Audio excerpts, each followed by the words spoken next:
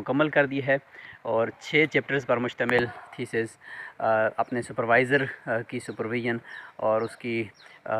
Feed back کے لیے ان کو بھیج دیا ہے۔ اور اب مرحلہ یہ ہوگا کہ سب سے پہلے وہ اپنا فیڈ بیک دیں گے، اس کے مطابق میں کریکشن کروں گا، اور ان کریکشنز کے بعد پھر میں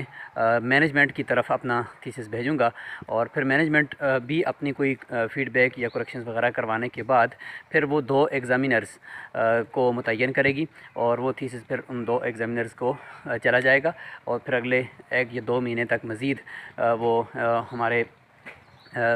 ریڈرز یعنی ایگزامینرز کے پاس ہوگا، اور پھر جب وہ مکمل کر لیں گے اور ان کی طرف سے کوئی کریکشنز آئیں گی تو ان کو مکمل کر کے پھر ہم وائوا کی طرف شفٹ ہو جائیں گے۔ تو ہوپ فلی 2026 کے آخر میں ہی انشاءاللہ وائوا ہو جائے گا، اور انشاءاللہ ہمارا پی ایچ ڈی کا یہ سفر کافی حد تک کلوز ہو جائے گا، اور پھر جو کنووکیشن ہوتا ہے وہ 2027 والا ہی کنووکیشن ہوگا شاید ہمارا، جس میں ہم انشاءاللہ آ کر شرکت کر لیں گے۔ تو بس مختصر سا ہی یہ سفر رہا، زیادہ لمبا نہیں ہے، بس 3 سالوں کا ہی ہے، لیکن اس میں بہت کچھ نشیب و فراز بھی ہیں، بہت کچھ سیکھا بھی ہے، اور بہت کچھ یہاں پہ آ کر الحمدللہ ڈیولپ بھی کیا ہے، اور جو آپ کے پاس ہماری ویڈیوز کی شکل میں پہنچتا رہتا ہے۔ تو یہی وہ چیزیں ہیں جو یہاں سے ہم نے سیکھی ہیں، اور ابھی بہت کچھ باقی ہے جو آگے کرنا ہے، کیونکہ پی ایچ ڈی صرف ہم ڈگری کے لیے نہیں کر رہے ہوتے، یا ہم صرف ملازمت یا نوکر بننے کے لیے نہیں کر رہے ہوتے، بلکہ یہ زندگی کا ایک بہت بڑا ٹرننگ پوائنٹ ہوتا ہے، اور اس کی وجہ سے آپ کو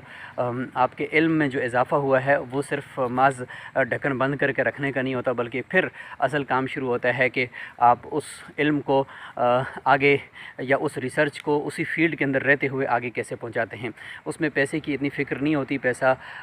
آنا جانا وہ لگا رہتا ہے، لیکن اصل چیز آپ کا فوکس ہوتا ہے آپ کی فیلڈ کا، کہ آپ اپنی فیلڈ میں رہتے ہوئے اس ریسرچ کو امپلیمنٹ بھی کرو۔ وہ جو تھیسس آپ کا ہے وہ تھیسس محض صرف ایک الماری میں رکھنے کے قابل نہ ہو، بلکہ اس کے اندر آپ نے کچھ ماڈلز دیے ہوں دنیا کو، اور لوگ اس کے اوپر عمل کر رہے ہوں۔ تو میں نے اپنے 5ویں چیپٹر میں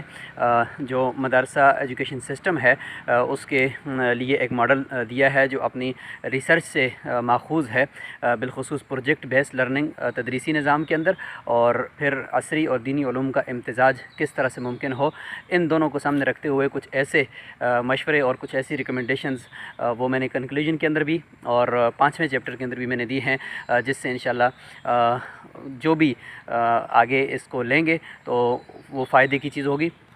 بالخصوص مدرسہ .p کے ہمارا اپنا ادارہ ہے، جس کے ذریعے سے ہم آلریڈی میدان میں موجود ہیں، اور